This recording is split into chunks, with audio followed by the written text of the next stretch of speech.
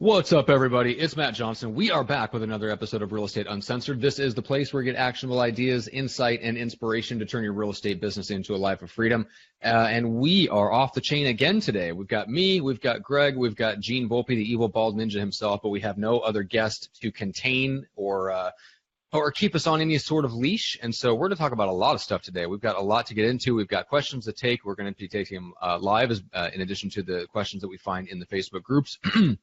We're going to talk about skipping steps. We're going to talk about what to do when you get too busy, having too many buyers, not enough listings, and anything else that we feel like talking about, including personality video shoots and shooting videos for your listings and all kinds of fun stuff, because we got a lot to get into. So with that being said, my shirt twin for the day, Greg McDaniel. If you can't see it, we both have our collared shirts on today. For whatever reason, Greg decided to actually get dressed up and isn't wearing one of his $6 shirts. The junior grandmaster himself in the co-pilot seat. Greg, what's up? You know what? I actually was out walking around doing a couple of calls after I filmed with Viral this morning, and I came back in huffing and puffing.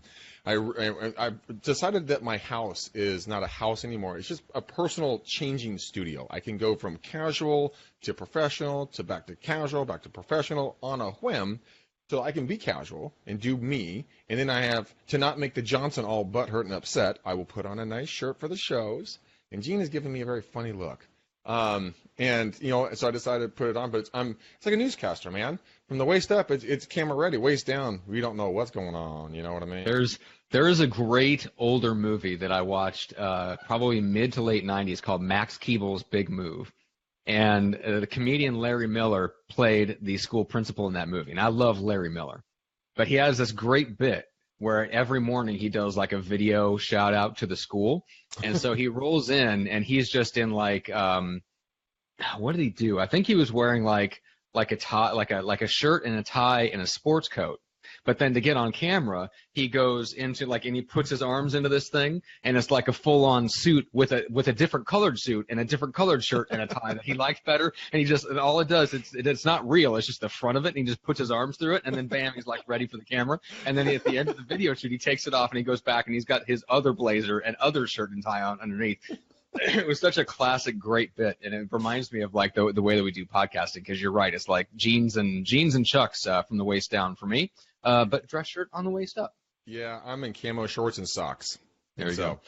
Well, and this is what you get when you work from home, right? Yes. It's all about the brain power. It's all about the horsepower up in the old noggin. It's not about. Yeah, it's like the 2018 mullet. Business up top, exactly. Party down below. That's exactly what it is. The 2018 mullet. And with that, Gene Volpe, welcome to the show.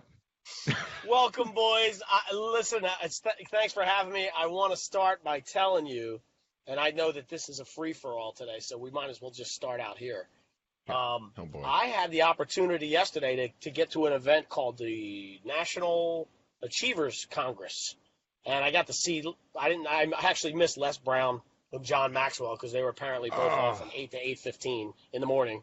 And I was saying to my guy, me and 8:15 don't know each other. So I was there like a little bit late. But we saw Gary Vee, and then close it out was Tony Robbins. And Tony Robbins spoke for 4.5 hours, and the main message was gratitude. And so for that, I say to you boys, I am grateful for this friendship and the opportunity that you afford me here on Friday. So thank you. Well, thank you very much. We appreciate you as well, and that's why we have you on. And I think I saw one of those tours last year with my ex in Salt Lake City, and it was good. You know, Gary, Tony. I would have cut my left nut off to see Les Brown. I mean, that dude is I listen to that guy all the time. So, I mean, that's awesome stuff. But I think that one of the things that a lot of times, and I'm glad that you have a mindset around gratitude. I think a lot of the times that people don't put their mindset around gratitude. They go for the defeated mindset because we get fed so much negativity in the mainstream news, mainstream media, the mainstream everything is negative, negative, negative.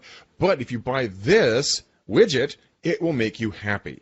In reality, if you just completely change the way you view things, you know, through that filter that you see through your eyes and through your mind, the things that are out there all of a sudden become more beautiful if you look for the beauty in them. But we aren't trained to do that. We're trained to look at the other way. I agree 1,000%. He actually brought up during it about the mainstream media about how it's more of a business now, not to startle you, not to inform you. But Mm-hmm. I think what I walked away from with it, and I knew this, I always knew this, right? But to have it jam down my throat and force me to really take a hard look at it was interesting. And what he said was, if you operate out of a space of gratitude, there's never an opportunity for you to be angry or fearful. Try to be grateful right now, and try to be mad. It's like he was saying, poor people and money doesn't buy happiness, but you've never seen an angry person on a jet ski, right? You know that old thing. So if you are grateful, you can't be fearful, and you can't, and you operate from a better place. And so I think that's really one of the things that I took out of it, was to stop, notice, take note of your body when you're entering into that state of suffering, he called it, like where you have a fear or you're thinking about something, and just think about something you're grateful for, focus on it for 40 seconds, 90 seconds, a minute and a half, and you'll operate out of a better space just by default. And that was pretty cool for me. Yeah. One of the things that I talk about a lot is the Sedona method, is releasing that negative energy on an instantaneous basis. If I could snap today, like that. And, you ask yourselves the questions, you resonate with whatever's pissing you off. You accept that feeling is there. And then you ask yourself the three questions. Could I release it? Would I release it? When? And it doesn't matter if you say yes or no when you do the Sedona method, you'll release some layer of that negativity, and you'll be able to move forward and with a cleaner, more of a cleansed mindset. And I've done it, so I do it alphabetically because my dyslexic ass. So could I release it? Yes. Would I release it? Yes. When? Now. And let it roll off your shoulders and move on with your day. Yeah. It is changed such epic levels for me. So, that's awesome stuff, man. I'm glad you're in a good spot. What do you have for us today? Do you have something like tantalizingly amazing in the tech world, in marketing world? It's funny that you asked that question, because I think for the last 3 weeks we've been on it, and we've always hit the fact that I should have a tech spot, and I always do, but we never talk about it. Like, I went back and reviewed, and I don't think on the last three, ones we were on, I don't think I brought up a tech tip at all. So I'm glad you asked me. Today we can talk very briefly. I'm just throwing it out there. We don't even have to get into it. It's an application called Folio. Mm-hmm. It works with your Gmail, and I believe they also have a piece for your Outlook. But what it does is it starts to recognize subject matter information in the text, as well as to and from in your email, and it categorizes it for you. So the whole concept behind it is that it will categorize and folderize, if that's a word, all the emails pertaining to a specific property. You're saying it's not? It's not a word? No, it is now. It's folderize is now a word. We'll contact the Urban Dictionary. You know what I mean, though, right? Yeah. I use Folio. I use Folio. Oh, you do? It's fantastic. Oh. It categorizes... brings in all the emails from like the headlines around different subject properties and puts them in one folder, so you don't have to go hunt and peck through all your emails anymore. It is beautiful. It is so easy to use. And from a litigious perspective too, I understand that it really helps. Knock on wood, God forbid you ever get called into a suit for something. It becomes easier for you to have all these docs on file in one place, because I know how good real estate agents typically are at putting everything in one spot, right? Oh yeah, we're fantastically horrible. Right. Yeah, fantastic is in the bizarro world. That's the word you want to use. Fantastic. I love that tip, man. It's a free, easy, good tip that people can put into use right now. So Folio guys, that is a great tip. As we get into the summer season here in 2018, when things are really going to start picking up, real estate wise, that's good stuff, brother. Yeah, it's not bad. I think agents could use it. You got to at least look into it for people that aren't really that systematized or whatever the word might be. I think it's certainly something worth looking into. And I don't know if you saw, but Gmail made a bunch of different changes this week for the first time in like 962 years to their Gmail, and so they're starting to. Were you guys involved in that whole inbox change? Did you see that inbox that they were using for a little while? No, but I'm in my Gmail right now. What'd they change? What'd they do? So look, if you go, well, first of all, you might not even have it yet. Go to the top right there, and see your little gear where the settings are? Yeah. So drop that, and yours might say try the new Gmail. Yeah, it does. Okay, so click that. Okay. And they got these new things like reminders and it's more flexible than it was, 2 weeks ago. There's a lot more bells and whistles in it. So I would recommend you go and do a Google search. I'm not going to sit here and tell you all the new things because, frankly, I don't even know half of them. But interesting. It does look totally different. Yeah, it's crazy, right? So they did some new stuff. Just Google Gmail's. It sounds a little weird. Gmail's new changes. And I just told you how to do it. So go back and watch the replay and rewind. It's easy to find if you have it. And you can actually, if you hate it for a minute, Greg, you could do the same thing and switch back to classic mode. So. I'll definitely play around with this and see how it goes. Oh, you won't change back. It's pretty good. They have a new thing. If you go up to your menu, see the little menu up top to the up top right, where you drop it down and you can find your applications. Mm-hmm. See the blue one that says inbox?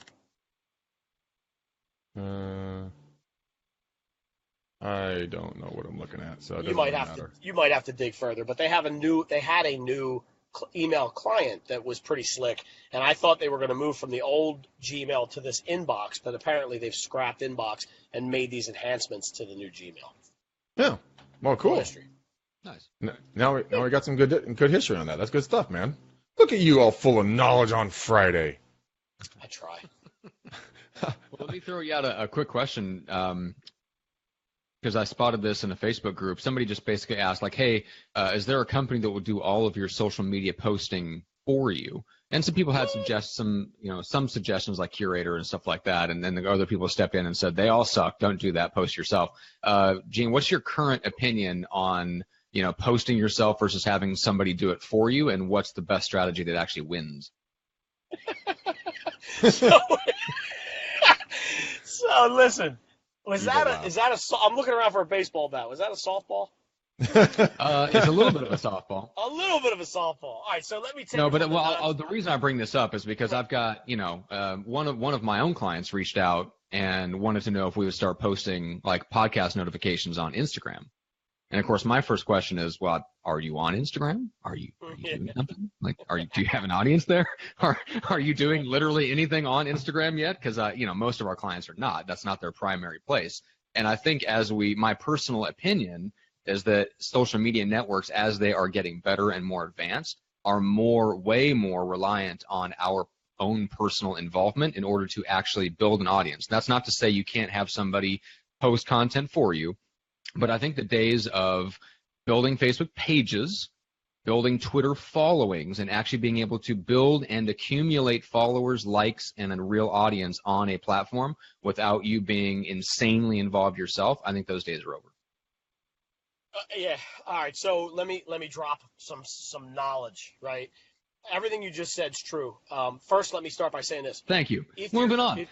Truth, knowledge, agree with Johnson. Moving on. Drop the mic and cancel the rest of the show. He's out. That's right. He's doing the George Costanza.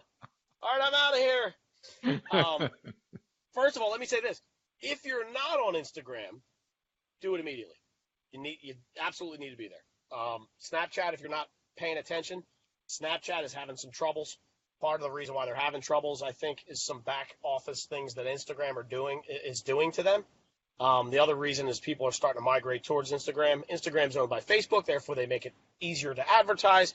You can draw a following. It's a great 18 to 35-year-old base that'll be following you. I mean, there's a million reasons. You need to get on Instagram immediately if you're not. That's number one. Number two, you're right. Oh, God, we could do this the whole show, right? The algorithms are changing for these social media sites. And one of the things that they're doing is they realize that Matt Johnson only has so much focus when he's online. And think about what happens. If Facebook's serving you shitty content, Matt Johnson's going to go to, somewhere else, which is not Facebook.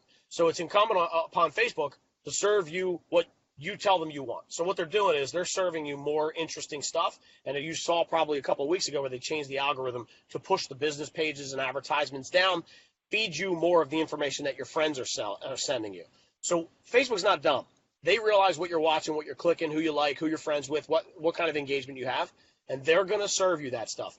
Real estate, especially in real estate is insanely boring if you don't need it right now. So people are not going to engage with your open house.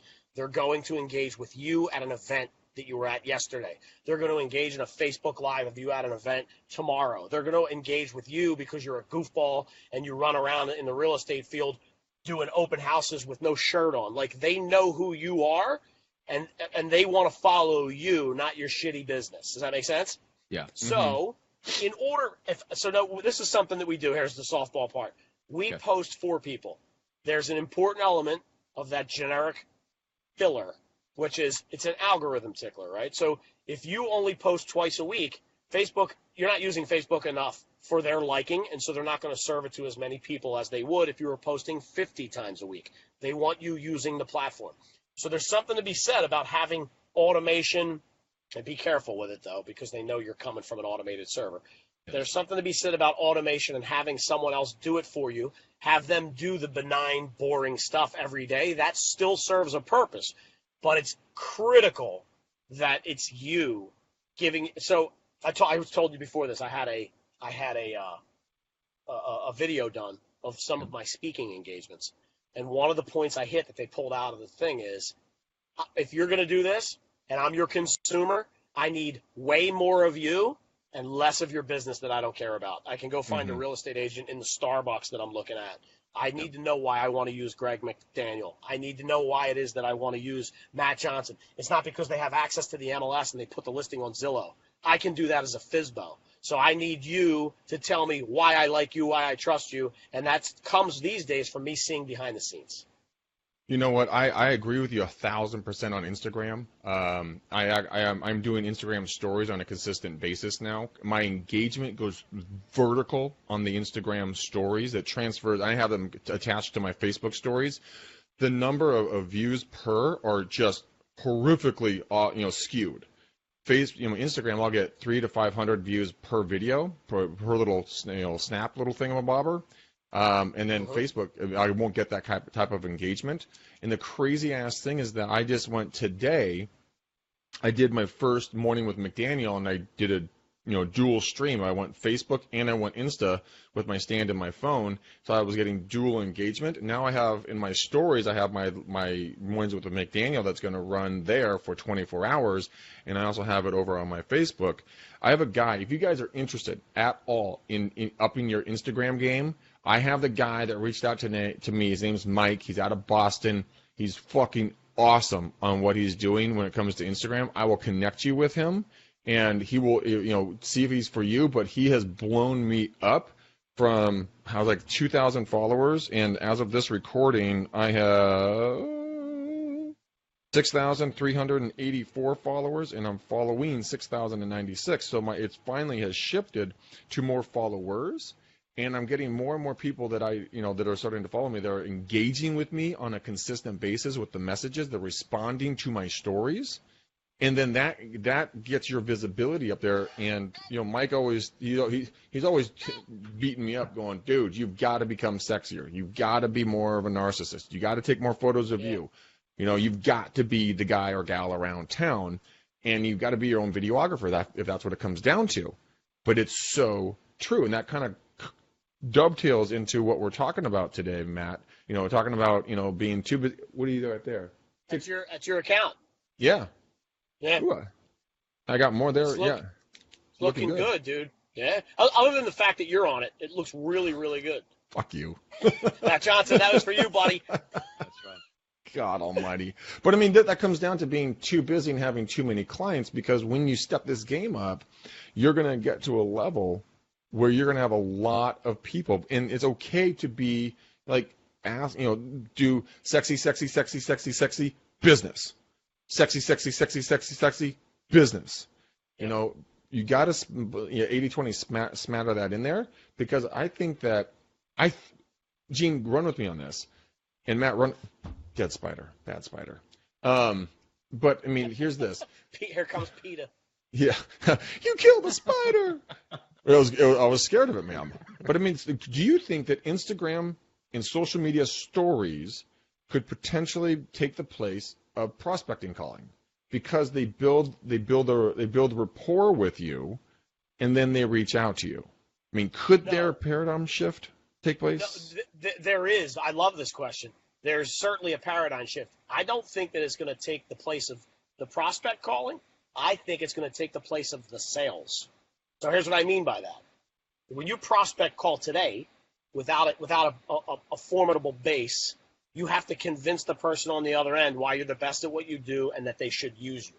When you're using Insta stories and these other platforms properly, by the time that you get to them, they know who you are. And now at this point, you're just making the emotional attachment. So I don't have to sell you on why I'm the best.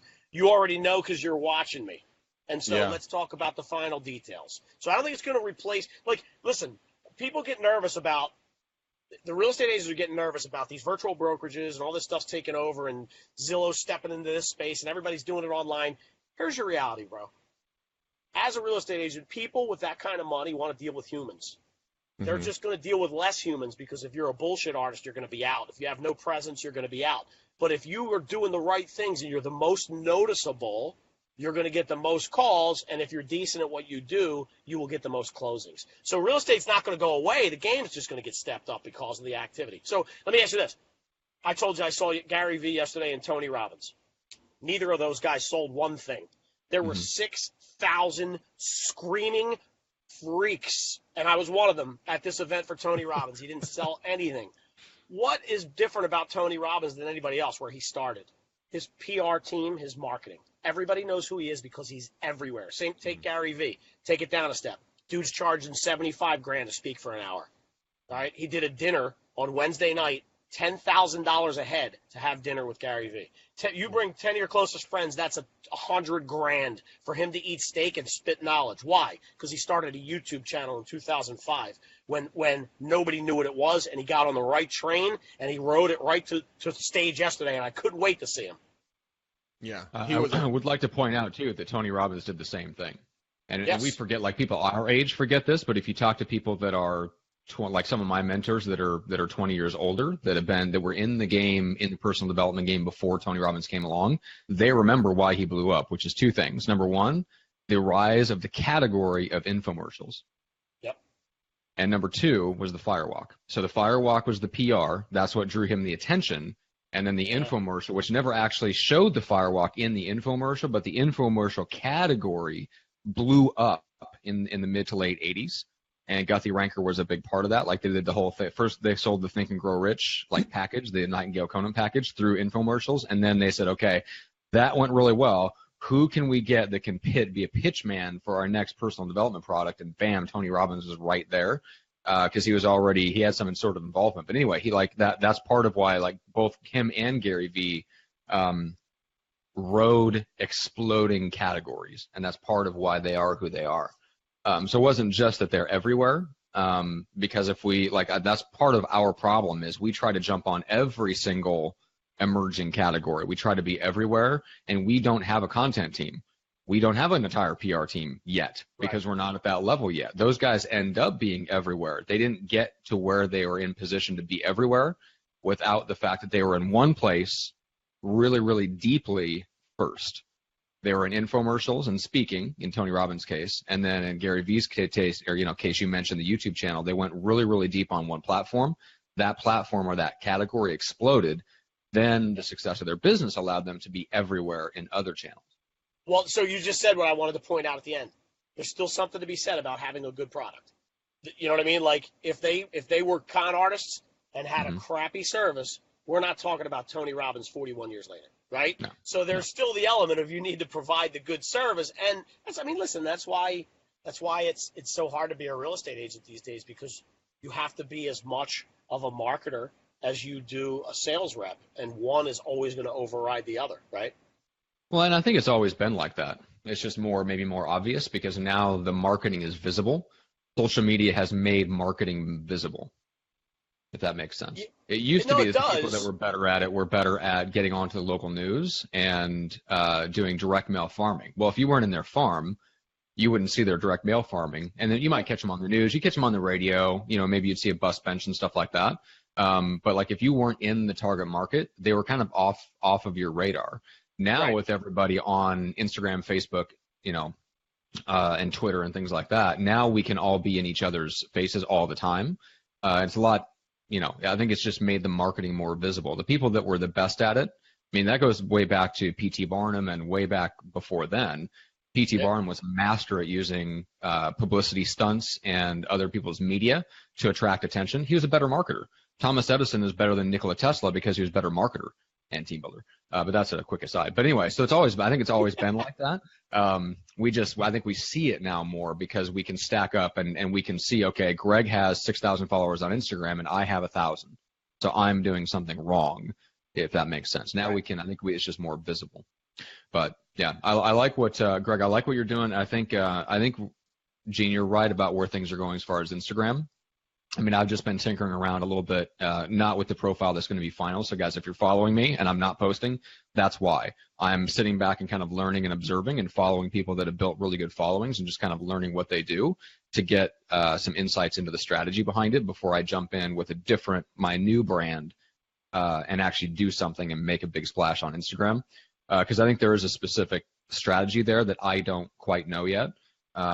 And I'd be interested to see what Greg's guy is doing with him, because I think it's going to be very interesting to see how Greg's Instagram strategy plays out, and if that's the right way to go, then it's definitely one to pay attention to. Well, so it's Greg, stories. It's really the stories that are really making a big impact. And one of the things that Mike is teaching me consistently on IG is the fact that as much as it some of us are more narcissistic than others naturally. I mean, right. I don't really like taking photos of myself. I mean, I'm on live video a ton. But this is my comfort zone. Me taking a photo of myself and setting up a whole photo shoot of me out there and pause, a camera, hello. That's just not, I'm trying, right? But so one of the things he teaches you is that whenever you're out and about, take a bunch of photos of anything that seems cool, anything that's sexy, put you in it as much as humanly possible. If you see a celebrity, go up and talk to them. If you see someone that's notable in your community, go up and get a photo with them. I mean, you've got to do this type of stuff. I mean, Matt, when you and I took photos with, Josh Altman, I mean, back when my Instagram was very, very low, I had 150 people respond to that photo, and that's the most I'd ever received, because you're associating yourself with someone that other people, idolize and are enamored with. Yeah. And for Insta, you can direct people as soon as they see that you're something of value and of worth in their life, because you're doing something that they want to do. Like when we went to Australia, we're posting photos of us speaking. We get a large engagement from that because one, our friends and our followers and listeners and people that support us, they want to say, dude, rock and roll, that's freaking sweet. Knuckles to you. The people who are just coming on, they're going, who the fuck is this guy? Oh, shit, he's speaking at all these different events? Whoa, that's really cool. I got to get to know him more. Therefore, dive deep on the Instagram. Then they'll start messaging you.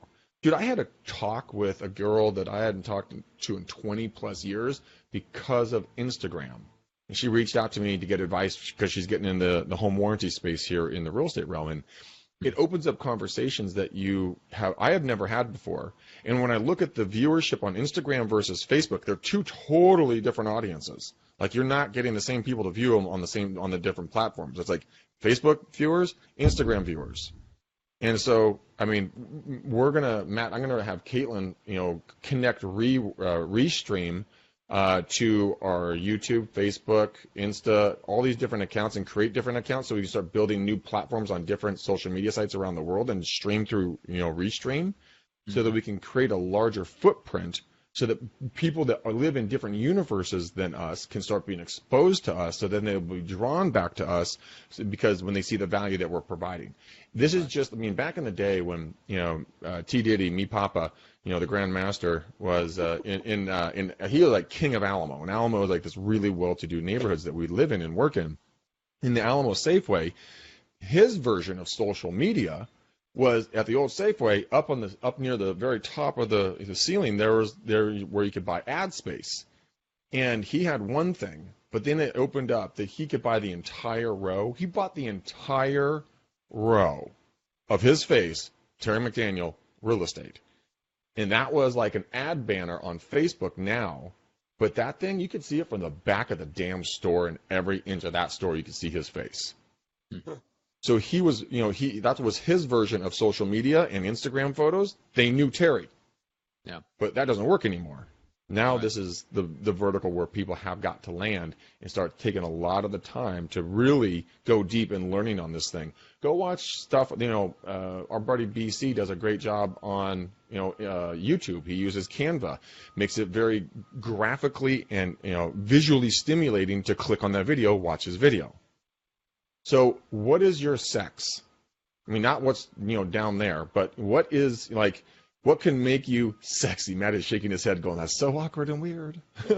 But I mean, what can you make sexy? What can make you stand out? I talked to a gentleman today who's going to be a new coaching client of mine. He's extremely into fashion. He was saying names of colors I didn't even know existed. But he's like, dude, like, I'm going to wear this coat with these pants and this and that and with this scarf. And I'm going, what the fuck are you talking about? All I know is that chicks are going to dig it and dudes are going to want to be them. And that's his sexy part. So, Gene, for people that are out there that are, when I say, what's their sexy, what could be something that would stand out when it comes to visual content to make people want to start following them? Man, well, you said Canva. I use Canva like it's my job. Actually, it is my job, I guess. it is my job, so I do use it a lot. Canva's a great one. There's a lot of tools out there that you can use. My opinion is that I think the sexiest thing you can do is be yourself and be vulnerable. I think the trick is going to be catch them once and hook them for a long time. So I can make all this visual stuff, but the reality of it is if I make you stop once and my shit stinks, you're out. Doesn't matter how visual the next piece is, you're going to know my name, right? But if I'm doing stuff like being vulnerable and giving away information and doing stuff out and about and it's intriguing to you, you'll come back regardless of what the teaser looks like. I think people have a hard time with that. Like, go ahead. I'm sorry.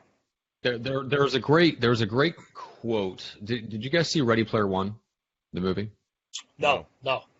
Okay. So number one, it's really good. But there was a great quote in there that applies to what we're talking about. So he was talking about the Oasis, which is kind of the virtual reality world. And the quote was, people come for what they can do. They stay for who they can be. I like that. Yeah, that was really good. So that immediately, like when I first heard that, I'm like, oh, that is why people follow certain people on social media. It's why people join KW. It's why they leave to join EXP. It's why they get super excited about Century 21 or something like that. Like, it's all about, like, initially the draw is what can you do by joining this tribe or linking up with me or following me or whatever the case is. They stick around for who they can be. Tai Lopez is a great example of that. Tai Lopez, the more you learn about him, his ideal client is like teenage boys age 14 to 17 or something like that. That sounds so dirty. Yes, it is. God. But what he's doing is he's creating a tribe of people who will pay money, not for what they can really do, but because they want to be him. They want to be that ideal, right? So we can debate Tai Lopez and that would be fun, but let's just say he's smart. He's smart he's a smart marketer. I know you love Tai. I couldn't care less. But he's a smart marketer, and that's why. And he has some insight that we don't, which is that he built a tribe, and he created an environment where people want that ideal. They want to be somebody else. They want to be somebody. And he created a visual of what that is, and then said, okay, now here's how you do it. Buy this thing. First it was the book club, and now it's courses on how to build a social media agency, and now it's real estate investing and blah, blah, blah, blah, blah. Like, it's all he's doing is monetizing the desire to be the certain type of person for a certain audience. And I think that's what, if you're going to build like a really successful Instagram feed, that's part of it, is that people will initially come for one reason, but they stay because they want to be like you. I think that's the same reason why people follow the Kardashians. It's the same reason people in business follow Gary Vee. They want to be that. That's why people come out to see Gary Vee. That guy hasn't said anything different in the last 4 years. Listen, and he said yesterday, halfway through it, he said, look, you effers know my pitch. I only got one. Mm-hmm. Look, you've heard me say this before, and I'm doing it again. Yeah. That is actually, but it's true though. But he found his niche, and he's staying in his niche, and he's going in his groove, and he's worth $160 million in climbing. He's doing that as one pitch pretty damn well. And speaking of pitches, if you guys are thinking about EXP, if Matt and I, Gene, the whole crew, if we brought any value to you, I want you on my team. I'm not fucking around. I'm not, pussyfooting around. I want you on my team. I want you guys to join my tribe. Matt and I are putting together some epic stuff for you guys.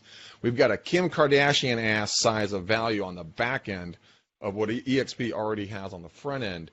So go to bookmcdaniel.com, book 30 minutes with me right now, and let's talk about EXP. Let's talk about value. Let's talk about, helping you create your tribe. Let's help you get involved with the people we're bringing on, because I'm bringing on my boy Mike with Instagram. We're testing something today about how to use IG for EXP and everything else. Dude, I'm telling you, that's just one thing that our team can do for you. And you can, Matt will clean your car every Saturday. Every Saturday, he's going to fly to your house and clean your car. It's just, I've been taking advantage of that for years. Mm-hmm, mm-hmm. Yeah, it's about time I clean somebody else's car. I'm tired of cleaning McDaniel's 3 cars. I know, really? No shit. I got to sell one of those fuckers. All right, Gene, let people know how they can get in contact with you. Well, do it. Look, this is my favorite part of the whole week. Come on. Oh, God, you're going to make me do it? Both of you, I like it in harmony. Well, we fucked that up seriously last time. So, Matt, I'm gonna let you run with it this time. Where do we find Gene, Matt? GeneVolpe.com. Love that. Gotta get that vibrato in there. You are gonna find yourself in my next commercial. Hear Matt Johnson tell it. That's right. Yes, GeneVolpe.com.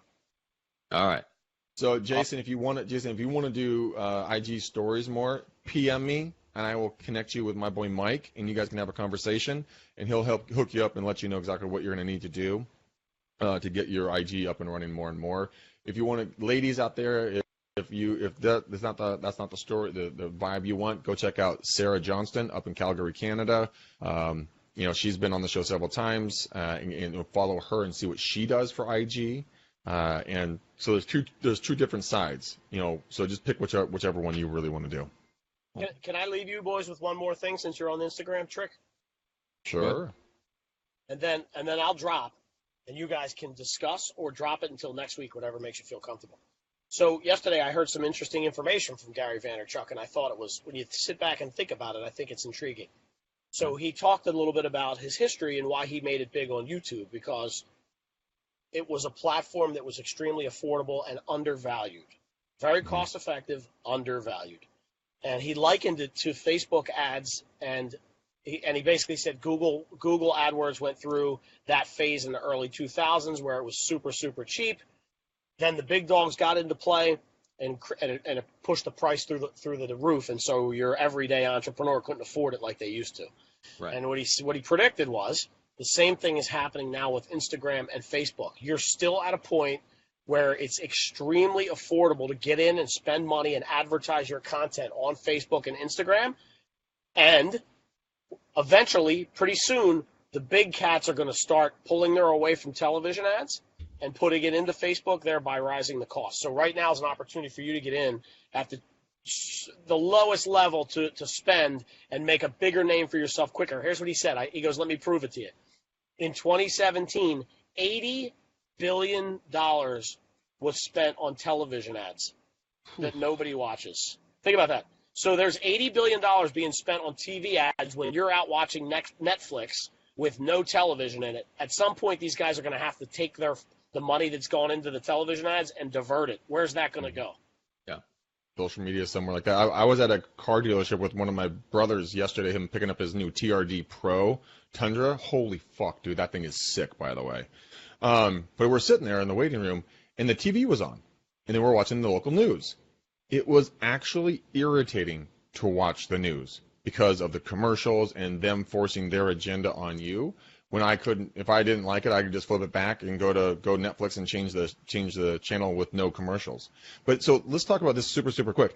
I've had a hard on for YouTube ads for a long period of time, and now with director.youtube.com, they'll give you a professionally edited, scripted, and filmed 30-second commercial that you can then spend. They ask you to spend $350 on YouTube ads. The thing is, if you don't take action or you don't watch the full thing, you don't pay for that little screenshot, a snippet, right? You get guaranteed 3 seconds. So if you can get your brand and your face in front of people for 3 seconds on a consistent basis, it's repetition. People start just knowing you. So, I mean, I really honestly think because once they take action on that ad, they already know what your message is. They've already had some sort of a bond to you because you solved or could solve some sort of a problem for them. Are you diving deep on YouTube ads? Because I really think there's something there. After yesterday, I'm not diving as deep as I should on anything. You're not doing it right, or you're scared of it, or what? I'm not spending enough money. I'm not spending enough money on it. I'm not scared of it. Well, you know what? I am a little scared of it because I'm afraid that if I did it right, it would drum up so much business I wouldn't be able to handle it. I feel like when I have the process, I'm a little different than a real estate agent, right? I have a marketing company. So I have to have the people in place to be able to handle the workload as these guys come through. So, it's easier for me to get a $900 client, $1,000 client than it would be for you to say, get a $2 million listing, right? I mean, you would agree with that. So yeah. I'm nervous that if I spend more money, let me back into it. I realized I don't have enough saleable services and products that run on their own to be able to advertise at the level that I should on Facebook and YouTube. Does that make sense? Yes. Yes. Matt agreeing with me there. So I'm in the process of building out different platforms now so that I can actually spend what I need to and quadruple the income. Huh. So it's interesting. So a newer agent right now, because the title of the show, which we're going to have to change because we went so deep on Instagram. But I mean, when it comes down to being too busy and having too many clients, where for you, and as an example, and Matt, I would love to hear your thought on this because we've talked about this all the time. What is too much? What is too much real estate clients? I mean, where's your breaking point? I think everyone's going to have to decide that for themselves.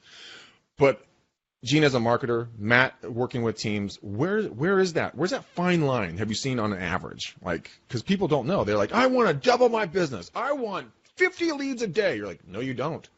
You do not. Yeah, so for me, it's not about the quantity. It's about the speed. So I can handle 1 million clients. The challenge becomes if I get 500,000 of them needing my shit tomorrow, right? If I can spread that out over a longer period of time, I can ramp up my team.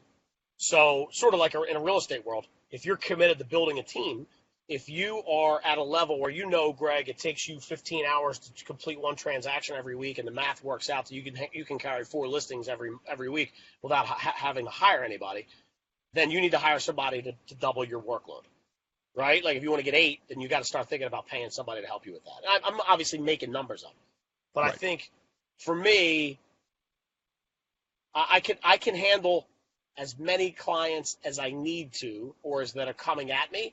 But if they're dumped on me with a fire hose, I'm going to be in trouble. Because and Matt, to your point, you don't have the systems that you need to handle the clientele. And that's where a lot of our stuff is done by human beings too, right? Yeah. So we can only handle so many clients at a time. You hire somebody else, that's another set of clients. If we double that overnight, we're either scrambling to hire somebody else or we're pissing people off. Yes. Yep, it's true. Yeah, and this is what I was talking to one of our listeners about, because she's flooded with clients. The problem is they're buyer clients. That's problem number one. And in this market, that means it's quadruple the workload for her to take a bunch of buyer clients out to see homes, to write multiple offers than it is to get some listings sold. And so that's another factor in there. But yeah, we're going to talk a little bit about skipping steps, and so I'll give it to you briefly. Basically, there is a progression to how you grow a real legit business. And it's first, especially a service business, first you maximize your own performance. You do that before you do anything else. If you haven't maximized your own performance, don't bother adding, don't immediately go to the very last step, which is to try to add people before you have your own performance maxed out and before you have any systems. So it's performance, systems, and people, right? So that is the progression. And we get in trouble when we get busy, and our first answer to that is, okay, well, maybe I need to add people. Well, not so fast. It's the same thing in marketing where we go, I have a problem. I would like more clients. Therefore, I need to be on Instagram. No. Instagram is a medium. You still need to figure out what your message is and who your market is before you ever think about what your medium is. Just because it works for other people doesn't mean it'll work for you. It doesn't mean it's going to deliver the message you want to deliver, and it doesn't mean it's going to reach the market that you want to reach. So there are steps to go through, and we consistently, just as business owners of all kinds, whether it's in real estate or not, we always want to kind of skip those steps, and we're looking at what's working for other people, and we're not realizing that where they're at is not necessarily where we're at, and we're in a certain place in that flow: performance, systems, people. And if we're looking at something that's working for somebody else, number one, you don't know what their back end of their business is like, so you don't really know whether it's actually working. And number two, even if it is working, they might be in another phase of their business, and that's okay, but that doesn't mean that emulating what's working for them is going to be the right thing for us at this point. And so, that's what I told her, was like, hey, like, you haven't maximized your own performance yet, and there's a lot of other things you could be doing, like shifting from buyers to listings, getting more control of your buyers and implementing systems around that, and then shuffling off some of your buyer leads to buyer's agents, which, Gene, in our world, you and I don't have that luxury. I can't just shuffle off extra client demand to a different podcast producer and take a referral fee. Agents can, though. So like, you can have a bunch of demand, Greg. You could have referrals pouring in from all over the place. And you can hand them off to other people on your team. You can hand them off to other agents that you know in the area and take a nice big fat referral fee and sit on the couch and collect a commission. You and I don't have that luxury. So, and I think a lot of other agents don't realize that that's an option. Is there's really, yes, you can have too many active clients. You can have too many leads to follow up on, but really when those leads come in, if they are legitimate leads, there's always something you can do with them. You can hire showing assistants. You can farm them out to other buyers agents. There's a lot of things that you can do that give you some flexibility. You just have to start with your own performance and your own systems before you look at like starting to add like people. Right. And Bald Ninja is going to bail. So, brother, good hanging with you, homie. Peace out, brother, man. I will catch you on the flip side. And so one of the things is that what we're doing, I have a guy that's generating leads for our team, and we were getting a lot of people that speak Spanish. I'm the whitest white dude on earth. I don't speak Spanish. So I immediately thought, oh, well, this is a complete waste of effort. Like, what am I going to do with Spanish speaking leads? Well, you work the problem. So what I do, I have a guy, Cedro. If I ever get my ass back into the gym instead of walking all the time, he's a cycle instructor, and so he's into mortgages. He got back into mortgages. He speaks fluent Spanish, so I contact him. Cedro, I have Spanish-speaking buyers. I need help. Do you have a Spanish-speaking real estate agent? Yes, I do, Greg. Fantastic, Cedro. Get them pre-qualified. Let me know when they're ready. Then we reached out to the Spanish-speaking real estate agent and put a referral fee agreement together. We will get paid on something that we generated, but it was once seen as a dud of a lead, but in reality it's gold. He's got to dust it off a little bit and change the filter you look at it through. Right. So that's just like handling handling too many leads. Well, just find different funnels, like you said, to push them down, and you'll be good to go. Work the problem. Don't get overwhelmed. Just work the problem. It's one of my favorite phrases, because people are like, I'm freaking out. I'm like, no, just work the problem. Find the solution. How would you handle this? Yeah. Cool. So. All right, guys. So real quick, bookmcdaniel.com to talk with Greg about joining up with us and all the value that we will offer you to help you be more productive and effective in your own performance, and to set you up with the system so that you can add people and go through that progression and build a real legit real estate business that gives you freedom and impact.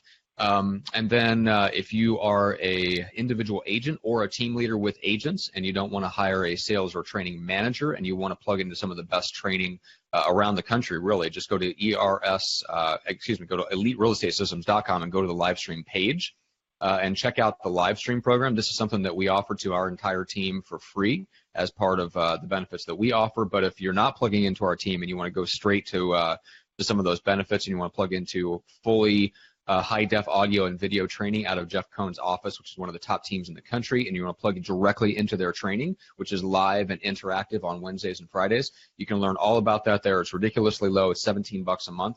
That is absolutely ridiculous for like the level and the quality of content that they are bringing in those training sessions. So you're talking about 8 hours of full-on training sessions every single month. Yeah. So $17 a month. Go to EliteRealEstateSystems.com and check that out. And of course, if you are joining up with us, for those that have already joined, the access to that has already gone out, and so you need to set up your accounts and start plugging into that. Paul Franklin was binging on it Wednesday. He actually watched the team training and then watched me interviewing Jeff Cohn and Jeff Quinton on a podcast, and then 2 hours later was watching you and me, Greg, on our podcast. Like, it's binging on real estate training. So well, guys, actually, if that's helpful, go check that out. Yeah, and that's actually a helpful thing. I mean, it gets into your subconscious, and if you can just play it in the background enough, it'll start seeping into your conscious brain, and all of a sudden you'll be like, oh, why do I have this idea? Oh, I must have picked it up somewhere. That's a good thing to do, but don't take away from your actual productive time in real estate to just watch stuff. I had a gal that years ago when I was doing my training for my former company, and her whole lead generation model was to watch YouTube. Yeah. Do you know? Did you pick up on that? Yeah, I got it. Well, currently, I'm basking in the brilliance of that approach. Don't do that. I mean, don't just sit there. Go be proactive. Go take what Matt and I have been talking about for 3.5 years, essentially. Go take that and put it out into the universe. We are going to have a lady by the name of Beth come on the show. We're going to book her. She is a success story. She's #1 in her area, and she attributes a lot of her success from this podcast and taking the guests that we had. So, guys, we don't just sit here and blow smoke for most of the time. Yeah, we laugh and joke around and have dirty jokes and everything else. But we also have really good content, so put it into action. First thing you need to do is go to bookmcdaniel.com and book 30 minutes with me. That's your first action. If you like us, book it. End of story. Matt? Yeah, well, we need a bow. On this one? Yeah, we need a bow. We did a black bow, we did a lime green bow, we did a blue bow. So what bow are we putting on the Friday show?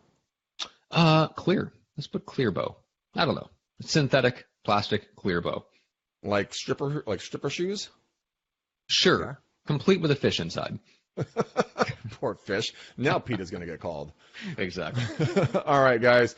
Hey, we absolutely love you guys. We come here every week. We do 3 shows for you guys. Share this out. Let other people know what we're doing. Take this content, put it into your business. Do not let it be shelf assurance information. Don't let it just sit there. Go put it into action. Make money off this shit, and then come give us your success story so we can, tout your successes from the highest levels. And as always, guys, until next time, peace out, ninjas. We go.